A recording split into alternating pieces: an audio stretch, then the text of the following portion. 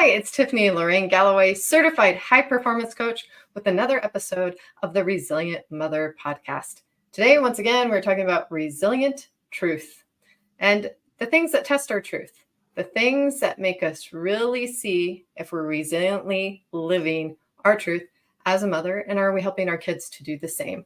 With me today, I have Tara. She has motherhood balanced as her specialty, and she'll be giving her point of view on that today. Tara, thank you for being here. Tell us more about you. Yeah, thank you, Tiffany. Thanks for having me. So I am a leadership and certified life coach who helps working mothers create the space that they need to be fulfilled as a mother and also as a career woman. And this means a couple things to me. So it means the actual time allocation, but also that mental space and capacity to really, be the woman in all of those realms that they really crave to be. So I'm curious, with that point of view, what does resilience mean to you, or how would you define it? Oh, yeah. So, goodness, resilience to me really means learning the lessons that are present in every experience to help create the life that we really want, and the life that we're defining as we go, without beating ourselves up too much, which I have to admit is still hard for me at times.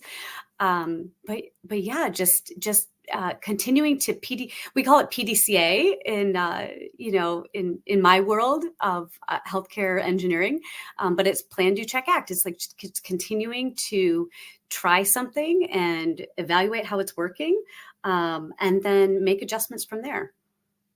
And do you find, I'm curious, in your work, Mm-hmm. that there are similar truths to all motherhood? Like there are all things that we are all striving for that makes it true for all mothers? Yeah. Yeah. What I've found is that we are all trying our best. Mm.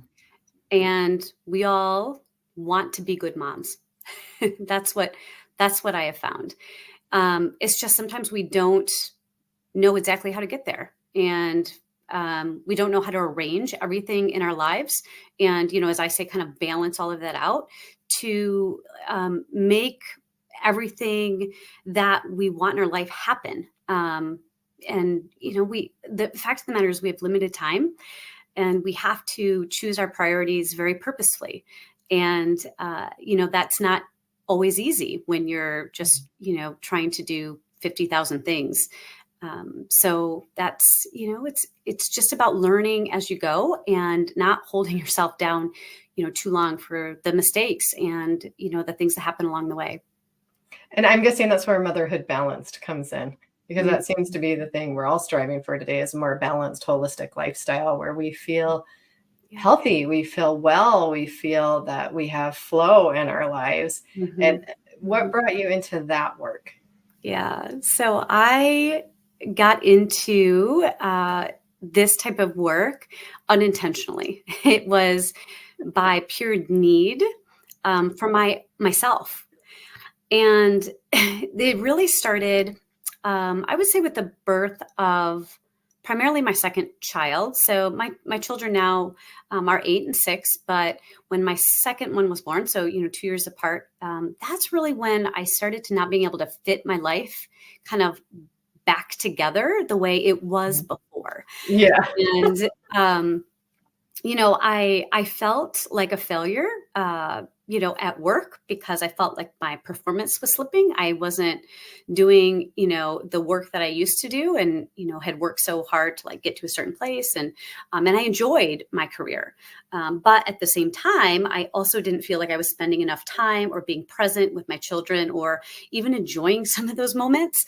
I was dead tired, exhausted, right? Trying to literally do everything. And I was just really burning kind of both ends of the day and the night.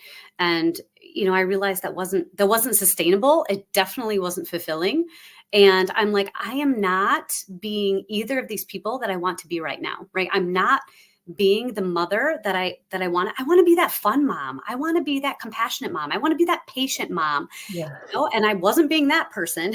And then, at work, I want to be that creative, problem solving, really compassionate, motivating, person in my job, and I wasn't being that either. So I felt like, something had to give, and I had to figure that out. So that's really, somehow Facebook knew somehow what I was dealing with. And I happened to click on some ad, for a life coach. And I'm like, what is a life coach? And I ended up talking with her and hiring her. And that experience was so transformational for me that I'm like, more women, more mothers need these skills. They Mhm. need these mindsets. They need these very practical tactics as well, because we do not deserve to feel like crap in all of the areas of our life, because we actually aren't. Like, we just don't give ourselves enough credit a lot of the time. Mhm. And we just continue to take on too much. And the fact that a mother cares and wants to be successful as a mother and have a positive effect on their kids shows a lot. Because Yes. there are parents out there, sadly, who don't make Right. the effort and don't Mm-hmm. care. So that's where you can give yourself a lot more credit. And Oh, if you're not where you want to be, that doesn't mean you can't change and you can't pivot. We all have that opportunity. I know for mhm. myself, I can relate in when I found out I was going to be single mom of 3. 2, I felt like I could handle because I could have one in each hand. They were close in age. They were out of diapers. Like there was some independence there, but to start all over again Yeah. and go through diapers and infant stage and all of that again, and then Not still have sleeping. 2. I actually took advantage of my local university psychology department, who did free Mm-hmm. family counseling. Mm-hmm. Got an idea of what it was going to take for me to be able to do this on my own with 3 kids. And then I came across certified high performance coaching and got a Mm-hmm. taste of what it was for people who are Olympians, people who are leaders, who are CEOs. And I thought, now, if it's helping those people do those amazing things, surely it can help me Yes. do single mama 3 well. And it's a lot of the same things. It's mindset, it's life coaching. It's so much of it is up here and in here. And we Mm-hmm. grossly underestimate the power that we have within us to really create what we want. But sometimes we need to have someone to hear the patterns that we're saying that we don't hear ourselves saying, Mm-hmm. to change the dialogue and the story that we have with ourselves, Mm-hmm. because we may not be able to catch it on our own. And so I get the understanding of that work really, really well. And I think it's interesting that all of us moms are really, truthfully, we are all striving for the same thing. We all want the same thing. And that also means, though, that you're not alone. And today, I think that's really important for people to hear, because we feel we're more connected than ever, but we're also more isolated than ever. And being a mother at home was kind of isolating to begin with. And it's important to reach out or listen to podcasts or do things like this, just so that you can see in our general humanity as mothers, Mm-hmm. is somebody's gotten through what you're going through. It's just a matter of finding them. Somebody else needs you and what you've gone through. It's just a matter of them waiting for you to show up. Yeah, I can totally identify with that. And I remember, when I was going through, this time period, I was Googling, right? I was going into mom Facebook groups, and I would get some good advice, but I would also get a lot of like venting. And Mhm. there was a part of me that's like, yes, like, okay, like I can see now, right, that so many other people are feeling this way. So many other women are feeling this way. But like, I just was not content to continue feeling that way. Yes. Right. It's Right. like, okay, now that's great. I appreciate, right, the solidarity, but like, I'm a problem solver. Like, I'm just not going to sit in this. Like, I'm looking for a way to get out of it. I just don't know how. Right. Yeah. And I think that's where, that's where my coach Dixie like just really came into play, because as you said, she was able to like hold up a mirror to me and really just almost reflect back some of the things I was saying, right? And some of the things I was thinking, and also help me see actually what a great job I was doing.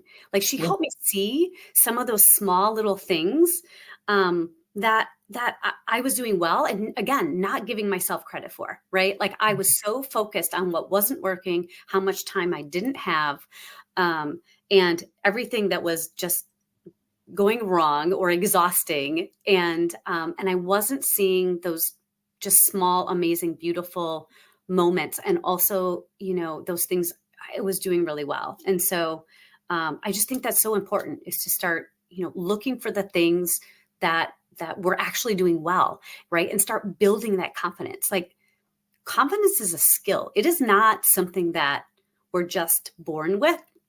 And I think that was one thing I'm like, gosh darn, if I would have had this knowledge that I can build my own confidence, like when I was going through high school or Yeah. even college, like that is something that my daughter is going to learn before she gets to her late 30s.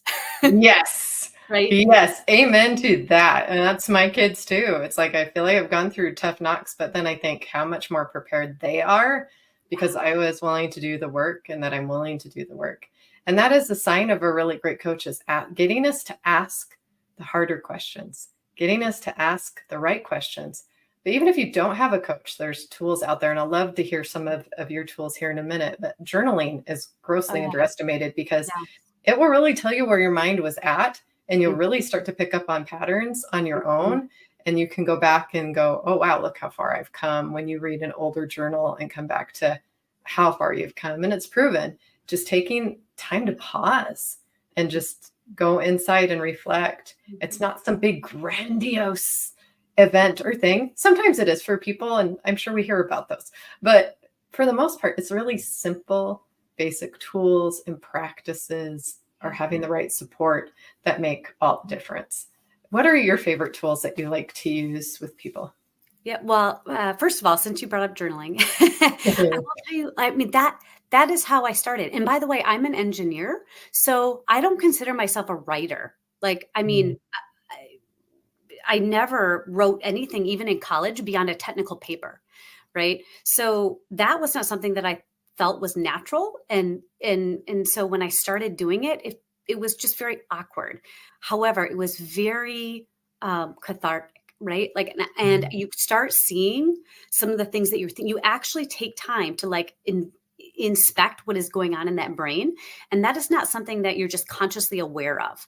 So I found that really, really helpful. When I was especially just starting out, just to even understand like what are all of these things that are going through my head? Like, what are all these feelings? Right. And then I learned subsequently that, those thoughts are what create your feelings. And then your feelings are what is creating your behaviors, like what you do or don't do. And so it really does like all start with your thoughts. So I think just being self-aware enough to like, inspect those is really, really helpful.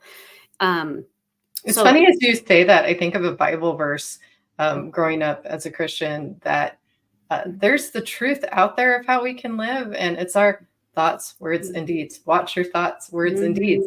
And it's funny how I've had many other psychologists come on, or different things, and it comes back to those same three things that are in the Bible. Your thoughts lead to your words, lead to your deeds. So watch them, pay attention.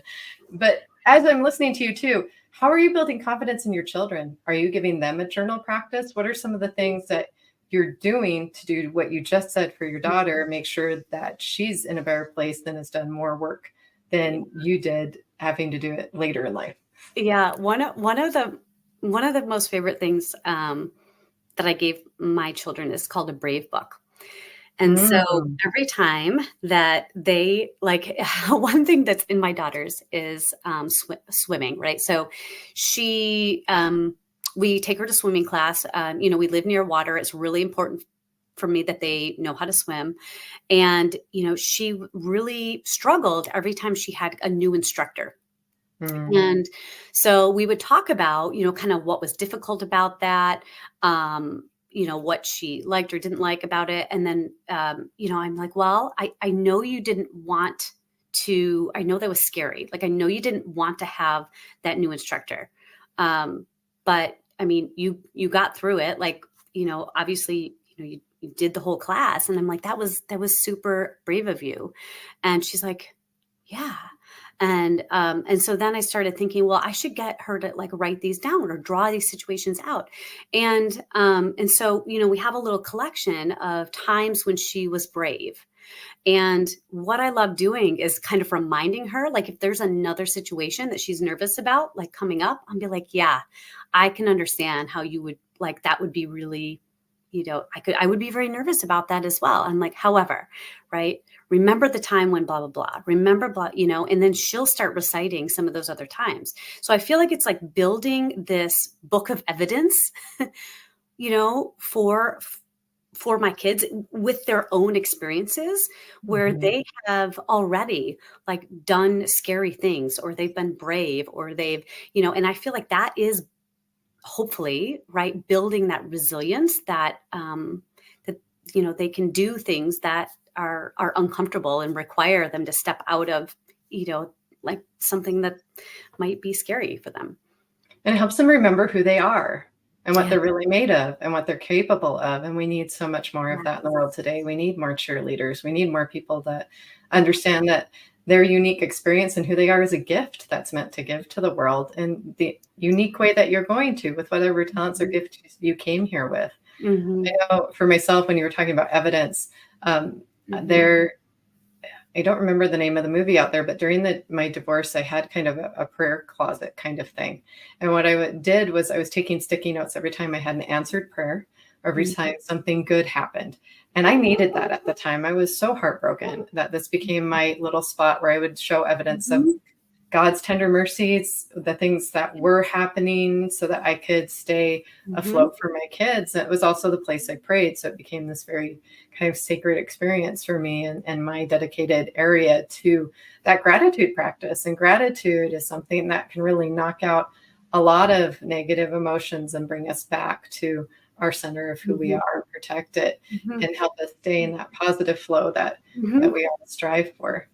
Yeah, and that is actually another tool that I often talk to with people is just not even the practice of gratitude, but I always recommend like a win, like a win journal. So again, right, it's just like you said, you're building evidence, right, that this is not as so bad, like that things are moving, in the right direction, and it's all about like what your brain is focusing on, right? So there's this part of your brain, the RAS, like part of your brain that is literally filtering information like in or out, right? And it's that same concept of like when you are thinking about buying a certain car, and then all of a sudden you see like them on the highway, right? When maybe you've never noticed them before. So for me, it's like, okay, well, what are you looking for? Because I'm finding more and more like I find what I'm looking for.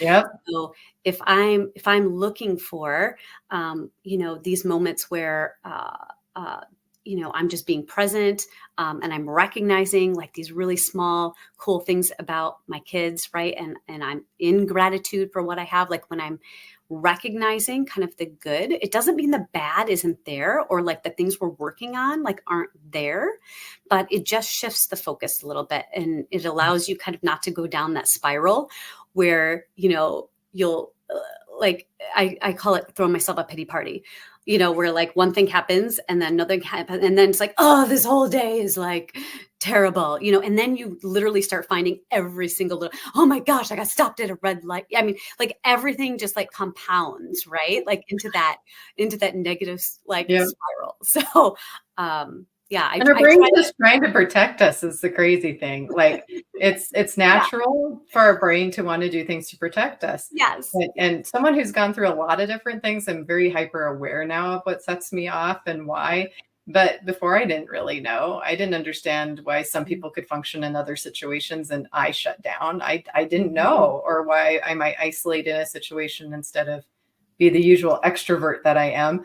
And it can be confusing sometimes while you're figuring that out.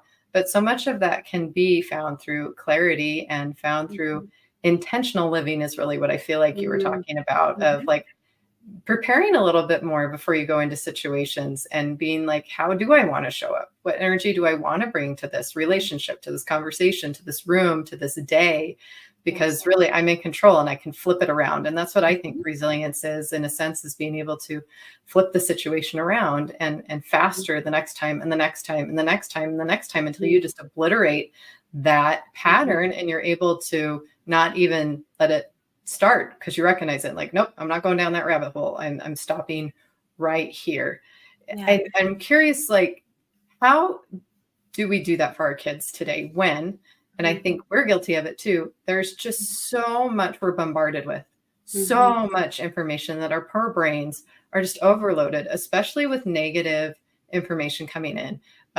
You need to look like this, or you need to be this kind of mother, or you need this program, or you need this, or you need that.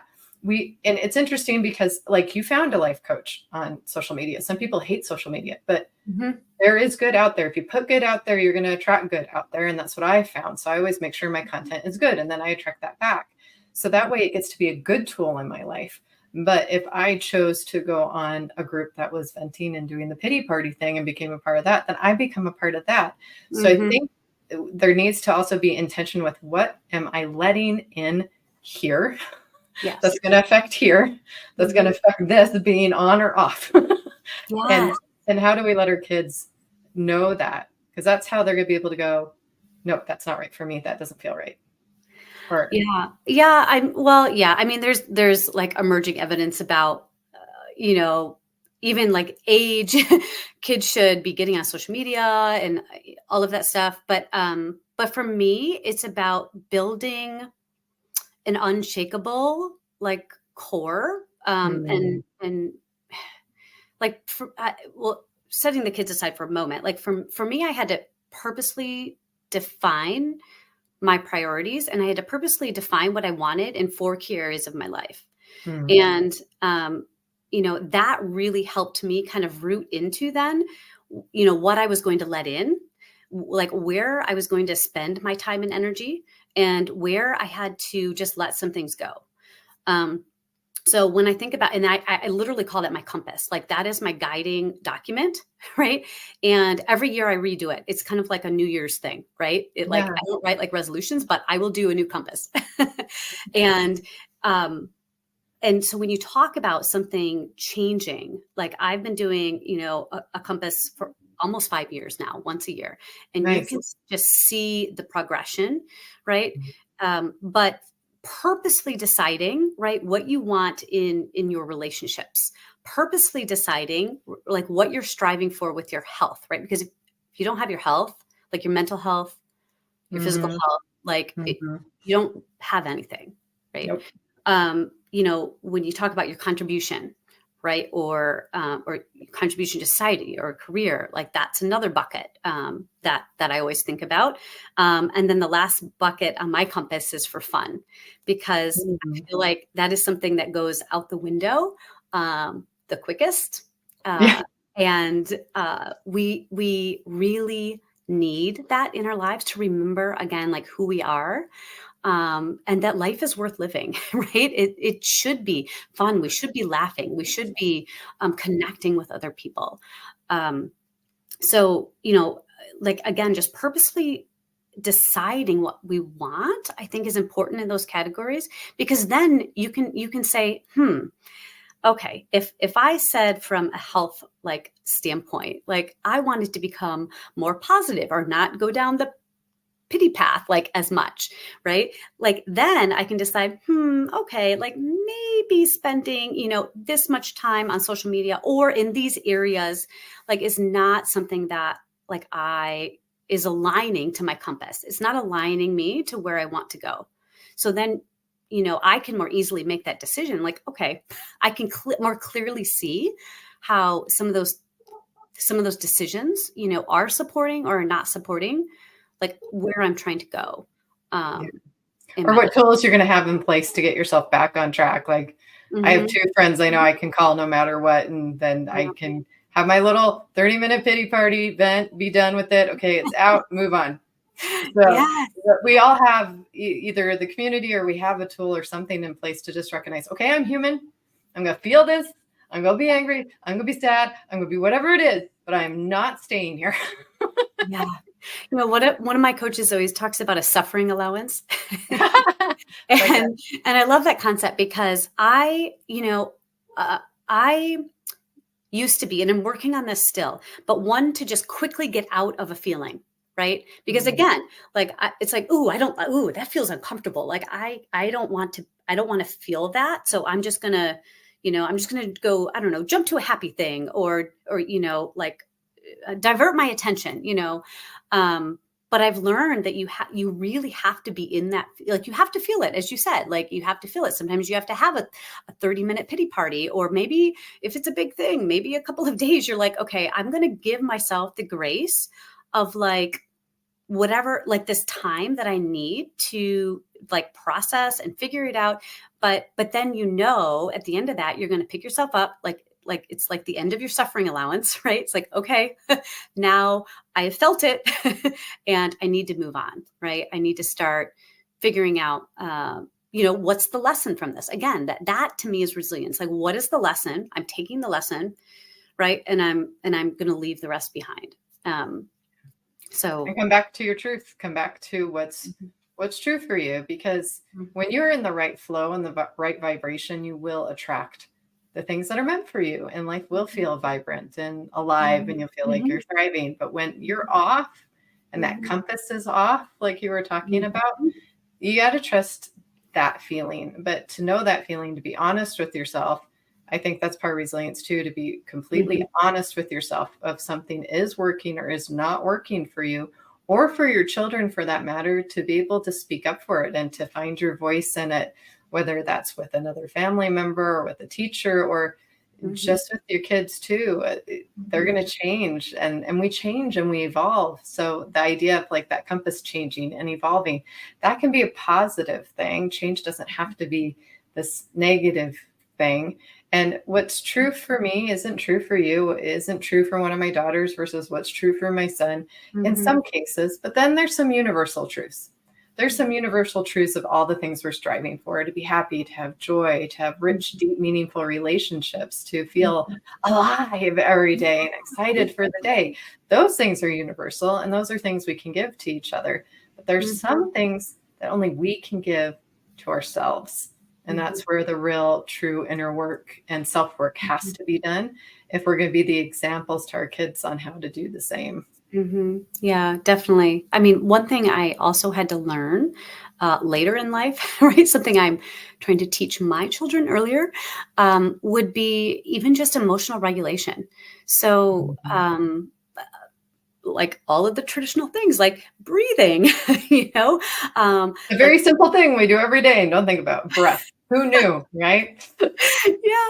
Yeah. And even even tonight, I was putting my 8-year-old daughter to bed, and I'm like, why don't we just take a couple of relaxing breaths, And sometimes she does it, sometimes she doesn't, Yeah. But tonight she did, and we just sat there and we breathed in and out, together. And we kind of have this little game sometimes for like who can breathe out the longest. It's like Nice. But singers do that for a technique, by the way. So that's a thing, actually.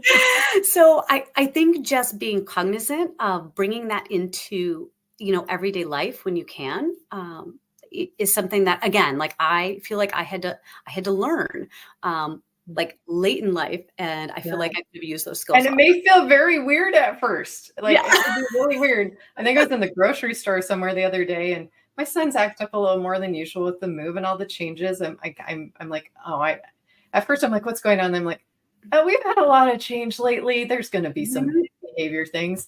And I think it was at the grocery store, just like, okay, breathe. 4 breaths, just breathe. Just breathe. It makes such a huge difference, but sometimes getting them there. Yeah. But not giving up because it didn't work the first time or the second time, or it's not consistent, doesn't mean it's not working. It's just like we don't think they're watching, but they are. We don't think they're listening, but they are. They're watching everything that we do. Who else do they have to model and to trust that they've got their back? Mom. We're that pillar. We're that strength. We should be who they can go to and who they can watch. Yeah, no, definitely. I mean, and I think that's where a lot of my motivation comes from, is actually being the example, like setting the example that I want my daughter and my son to see, right? Like I want them to know that they can have, like, in this life, in this world, right? They can have a family, and if they so choose, they can have a career. And I think that many times, especially women, are just put in this impossible situation. And there is a lot of structure change, I think, that, and culture change that needs to happen. But there's also, there's a lot of individual work that we can also do, with ourselves. And that's really, what I think was really helpful to me. And therefore I'm trying to pass some of those skills along.